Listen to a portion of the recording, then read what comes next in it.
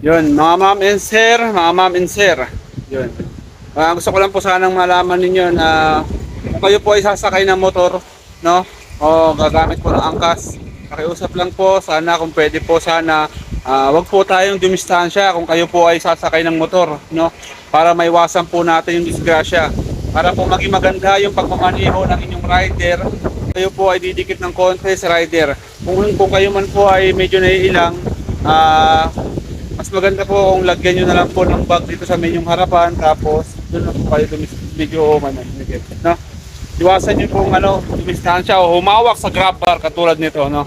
Iwasan nyo po yan. Kasi ano po yan, unsafe po dahil malikot po yan dito sa manubela. Yan, magiging wiggle po yung ano yan, drive ng rider, no? Para sa inyo rin po yun, para sa inyo ng rider nyo, para maging safe at maging maingat si rider. Yun lamang po, maraming salamat.